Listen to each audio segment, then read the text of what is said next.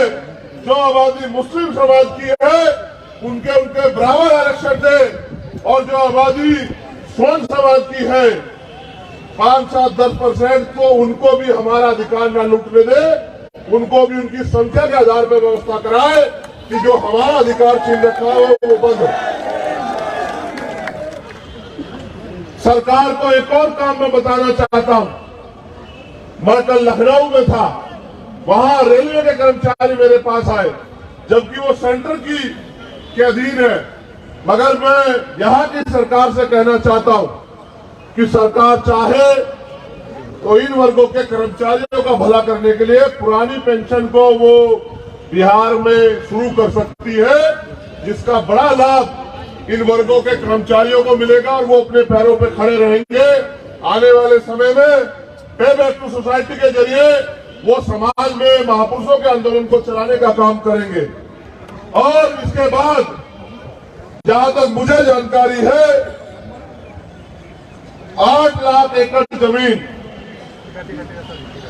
यहां सरकारी 8 लाख एकड़ जमीन है, 18 लाख,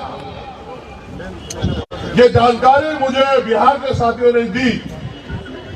अगर सरकार वाकई में संवाद करना चाहती है तो वंचित वर्ग के लोगों को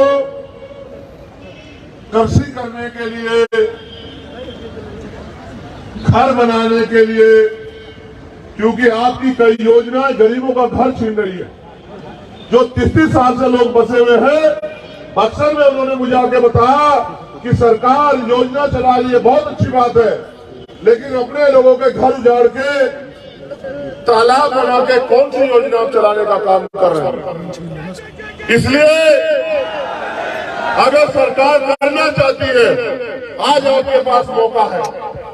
उस जमीन को, क्योंकि हमने उत्तर प्रदेश में देखा है, मान्यवर काशीराम साहब कहते थे कि जो जमीन सरकारी है वो हमारी है, तो उस जमीन को गरीबों में बांटने का काम करे, जिससे ये गरीब खेती या अन्य कोई रोजगार करके अपने पैरों पे खड़े हो। आपके पास मैंने कई रास्ते आपको दिखाए। आप देश की सत्ता में भी जाने की बात करते हैं, ऐसी चर्चाएं भी हैं, लेकिन जब आप मुख्यमंत्री बनकर अपने प्रदेश में काम नहीं कर सकते तो देश की सत्ता पे आपको कौन बिठाएगा। यही वर्गों के लोग वोट के आधार पे वोट देके तय करते हैं कि देश की सत्ता पे कौन बैठे। ये ठगे गए हैं, लेकिन अब भीम आर्मी आजाद समाज पार्टी के जरिए हमारे नेता कार्यकर्ता गांव-गांव जाके हमारी माँ बहनों को, बुजुर्गों को, नौजवानों को समझाने का काम कर रहे हैं।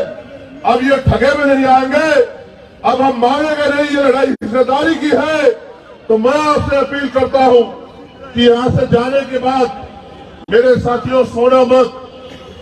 हमारे नेता भाई जौहर आजाद जी, अनिल प्रधान जी, रवि कुशवाहा जी, अमर ज्योति जी, अबूजर खान जी और तमाम नेता, निशान जी, वो सब लोग, अमित पासवान जी बहुत मेहनत करते हैं, आपके बीच में रहते हैं, हर अन्याय का सामना आंख से आंख मिला के करते हैं, आपकी आवाज को उठाते हैं, उनके हाथों को मजबूत करने का काम करना, उनकी ताकत बनने का काम करना, उनको आगे बढ़ने के लिए उनके साथ खड़े रहना, तो आपके अधिकारों पे कोई डाका बिहार में नहीं डाल पाएगा, ऐसा मेरा मानना है। इन मांगों के लिए हम सरकार को 1 महीने का समय देते हैं। सरकार के पास 1 महीने का समय बहुत है। अगर 1 महीने के अंदर सरकार इन मांगों को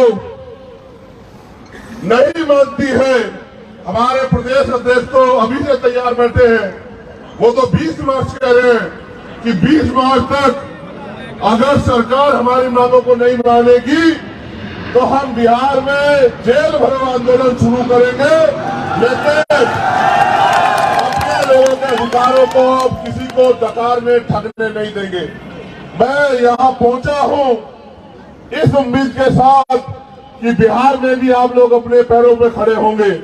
आपके पास रास्ता है मेरे साथियों, आपको ये तय करना है कि आप बैसाखियों के सहारे रहोगे ये अपने पैरों पे खड़े होंगे। बैसाखी आपने इतने दिन देखी, बताओ आपकी जिंदगी में क्या बदला? और अगर नहीं बदला है, बदलना चाहते हो तो फिर जमीन पे जाके काम करो। मुझे आपसे बड़ी उम्मीदें हैं, क्योंकि बिहार की धरती बड़ी क्रांतिकारी धरती है। बिहार से जो क्रांति आंदोलन चलते हैं वो देश की सत्ता को पलट देते हैं। मैं भी उम्मीद करता हूं कि बिहार के साथी अपने हक अधिकारों के लिए जहां भी अपने